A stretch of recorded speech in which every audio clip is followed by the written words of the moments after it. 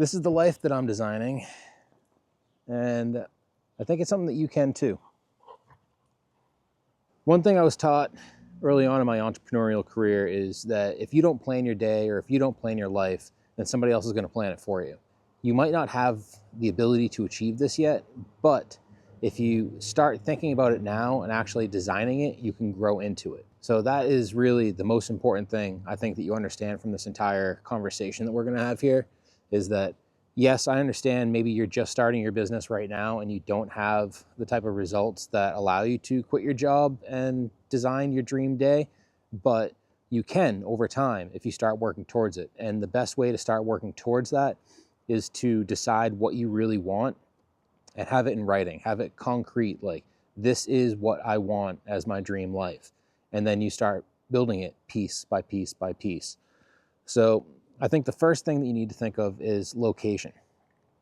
I am a New Hampshire guy. I've grown up, lived in New England my whole life. And I decided a couple of years ago that I don't want to live here anymore. I've had enough. I've been here my whole life. Like I said, I grew up about 20 minutes away from where I live now, and I'm out. So the first thing is the location. Decide, where do you really want to live? What area holds the values that are going to make you happy on an everyday, week to week, year to year basis? So for me, I'm moving down to South Carolina for a couple of main reasons. First off, to get away from winter. I absolutely hate winter. I don't want to be around winter anymore. I want nothing to do with it.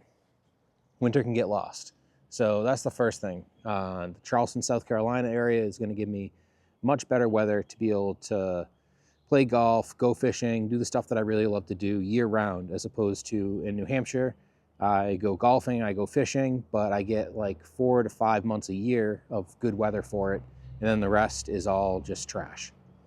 So the location being the most important piece that you have to decide on first. I'm not saying that you can move there yet, but I'm saying that you should decide where you want to be and then start working towards that. So the second thing is your work schedule. What type of work schedule do you want to have in your day? Now, personally, I think, as you guys know, the people that are kind of my everydayers right now, you've been watching and you know I used to bartend. Even when I was a little kid, I was always a night owl. I can't stop myself from being a night owl. I've tried. People say that you grow out of it. You start falling asleep earlier as you get older. Well, I'm almost 45 now, and I still stay up way too late every night, and there's almost nothing that I can do about it. So my daily schedule is designed around what makes me happy and keeps me comfortable. It's nice. I can see my dog in the little camera in the back there, knowing that she's not leaving the yard. She better not be. The schedule for me, and this is, I'm just telling you what my schedule is, something that you can consider for yourself, is I get up when I'm ready. I don't like waking up to an alarm. I have a younger dog. She kind of gets me up anyways. So around 8 o'clock, 8:30, I'm typically rolling out of bed. I'll have a cup of coffee. I'll scroll, social media for a little bit. I try to minimize that as much as possible because it can suck an hour and a half away from your morning real quick. Then I go walk the dog. I get back. I go to the gym. Get a good workout in, get some cardio in, some lifting.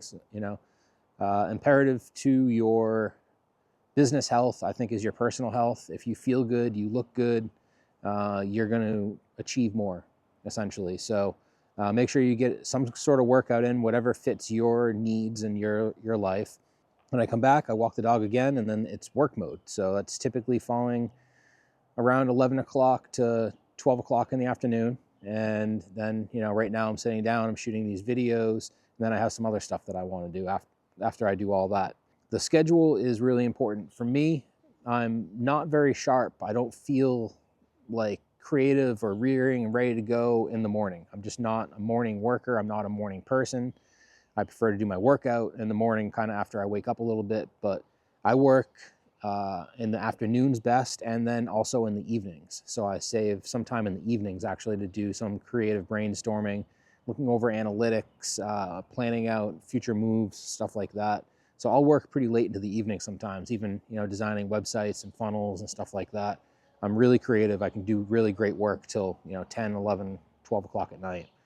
But your schedule is important, and make sure you schedule some fun in there. I said I love golf. That's something that's really important to me. So golfing is part of my schedule. Maybe not daily all the time, but weekly I like to go golfing in the afternoon, and I'll go before everybody's getting out of work so I can get on the course. It's still a little slow. I'll try to plan a tee time for like 3 o'clock or 4 o'clock. Get out there, kind of beat the rush. Times that I'm not doing the golfing, sometimes I'll go fishing instead. But your schedule, like I said before, isn't something necessarily you can achieve right now, but decide what your dream life would be, your dream schedule, and put it down on paper and look at it every day and say, this is what I'm working towards. This is why I'm busting my butt, because it's hard work in the beginning phases of growing whatever business you might want, personal brand, coaching, stuff like that. You know, that takes a year plus to really sort of get that moving. And even other stuff that I've done, network marketing, it took me a year and a half to really replace my income in network marketing. And I moved really quickly compared to the average person. I moved very, very quickly. So it takes time to build towards that. But because I had an idea of what I really wanted out of life, or at least my schedule, it gave me a better drive, I think is the word. And it gave me more drive to go and achieve it. So the last piece of this is scaling your income. Most entrepreneurs or successful business people have multiple streams of income. So that's something that I want you to consider. YouTube and what I'm trying to achieve here is only one of my streams of income. I have my network marketing business that still pays me monthly. I have another business that I'm starting up that I told you guys about, where I'm going to be doing sales and marketing for a company that I have equity in. So right now I have 3 different income streams plus some investments, do some crypto and stuff like that on the side, but I have some investments that are growing as well. So scaling your income is really the next part. And that's going to take a little bit more time to do it. And what I would recommend is to build out one stream of income first and then start looking towards the next one, because what's that saying?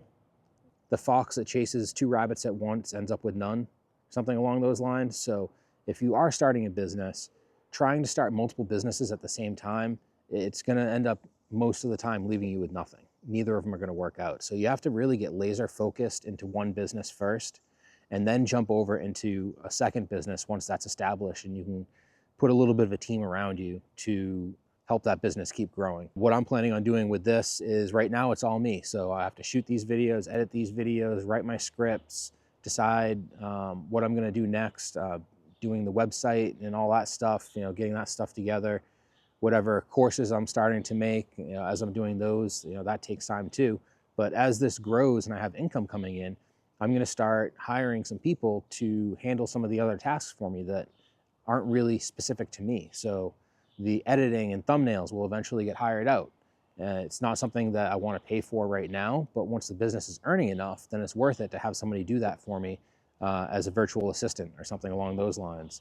Whenever you are looking at a business, and this is what I'll leave you guys with today, whenever you are looking at starting a business, make sure it's something that can scale, and make sure it's also something that's not going to require 40, 50, 60, 70, 80 hours a week of your time to be able to move forward with it.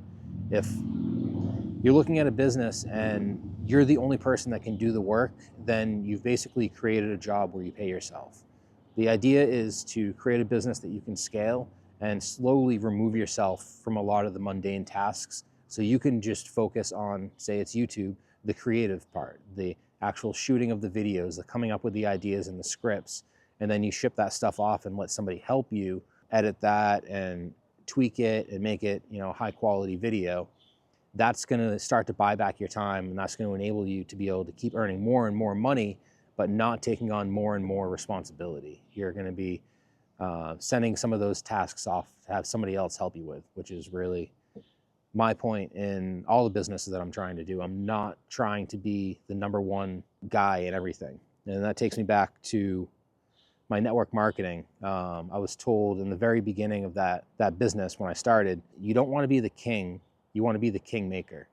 And that's something that I really try to apply to a lot of stuff that I do. Like, I don't want to be the celebrity. I don't want to be the one who is the rock star that everybody's looking for help from and looking up to. I want to empower other people to step into those roles. So that's what I did with that business, is I taught people how to teach and present and be leaders early. So it didn't all fall on me. So as that group and that organization grew, I was able to step back more from it and start working in other areas that didn't have that leadership built yet. So it's the same thing with, like a YouTube sort of idea as well, is you want to be able to help and empower other people to be leaders.